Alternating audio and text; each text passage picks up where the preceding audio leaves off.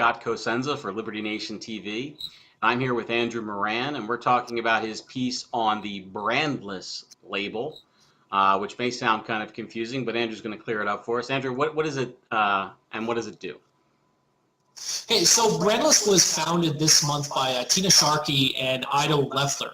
Now, the whole concept of Brandless is that they want to go right from the source right to you. So what they're doing is that they're selling pasta tongs, pasta sauce, fluoride-free toothpaste, and non-toxic formula toilet bowl cleaner for $3. Now, they say that they're able to sell these items for $3 because you're not paying the so-called premium tax. Now, when you buy one of these products, when you go to the shopping cart, you're told that you're saving up to 40%.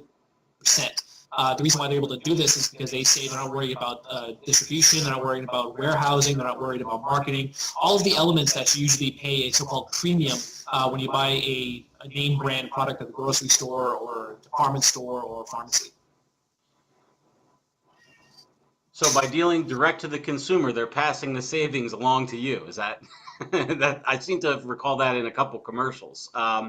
Now, you said that the toothpaste has no fluoride and the toilet cleaner does not have any toxic chemicals. Are they hippies or what's going on here? And why would fluorideless toothpaste seems like it's not helping much? Is there some sort of other lifestyle supportive that they're going for, or is this just that those are popular enough in the marketplace that that's what they're offering?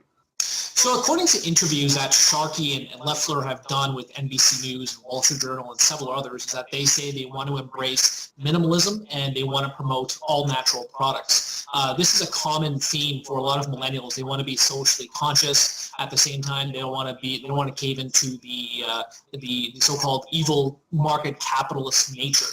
So when you go to a lot of health food stores, you'll see fluoride-free toothpaste, and you'll see non-toxic formula, and you'll see all these products that aren't tested by animals. So they mix that into their business model, and that is something that's it's eventually going to be very popular. Now, whether or not Brandless is able to succeed like other health food stores remains to be seen.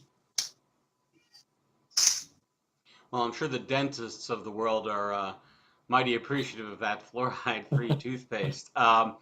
Is this, I saw something recently and it talked about how if you wanted to sell to millennials, it was important that the product have a story associated with it. They didn't just want to buy, hey, I wanted to make a really high quality lemonade, so I chose organic lemons and organic sugar and filtered water. And it has to be like, oh, grandma used to make it for us and we lost the recipe for decades and now it's been recovered.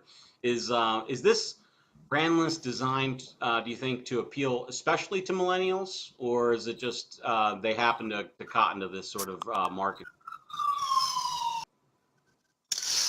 This is definitely something that is targeted towards millennials. In addition to what you previously mentioned, a lot of millennials, there are three things that everyone has to know about millennials. One is that they don't like being marketed to. Second, they're afraid of corporations, or they fear corporations. And three, when it comes to a brand, they want to be at the elevator. They want to be at the bottom floor of a brand. So, for instance, you look at Under Armour. Under Armour was a very popular brand years ago among young people. It was starting up, and they wanted to be the only ones who had that. So it was a niche product. Unfortunately, that stock has crumbled from $50 to $20 because a lot of it's become pretty much mainstream. Ditto for Chipotle. Chipotle was something that a lot of young people wanted. And I remember writing years ago about how experts said that McDonald's was going to die because all the young people were propping up a business like Chipotle. Now, again, since in Under Armour, Chipotle stock has crumbled from about $800 to around $350 a share.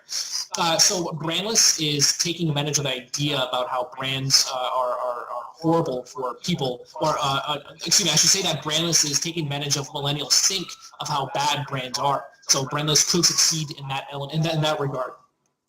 And can you tell me, is Brandless offering any cat treats or cat food that your friend there might be interested in?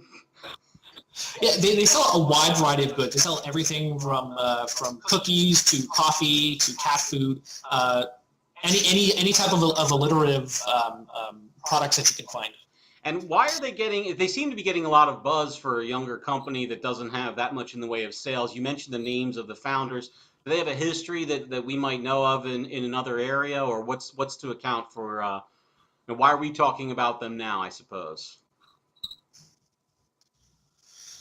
I presume it's the way that it's being promoted by the mainstream media. So, for instance, the Wall Street Journal, it peeved a lot of libertarians like myself because the way it was being reported on. So the way the Wall Street Journal reported Brandless was by saying Brandless was taking on brands, even though Brandless is a brand in itself. But what they don't fail to realize is that Brandless is just like anything else. So if I go to a grocery store and I see Kraft Heinz ketchup, or I see French's ketchup, or I see several other different types of ketchup, I can buy one of those products. And if it's good, then I can continue buying Kraft. If Kraft is no longer good, then I can buy from French's ketchup.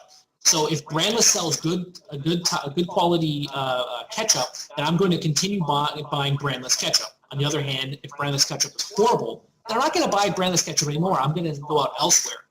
So brand service serve as an important market function because it tells you when something is good and when something is bad. Unlike during the Communist Revolution of 1917 when they eliminated all brands and just had generic black and white labels for all these different types of products.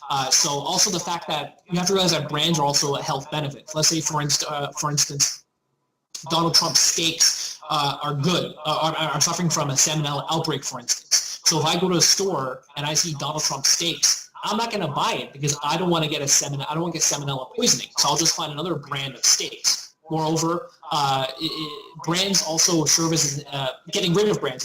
Serve as an incentive to businesses for selling low quality products. If customers aren't able to differentiate between brands, then what point would a business serve by giving you top-notch ingredients for your ketchup or for your steaks or for your buttered chicken?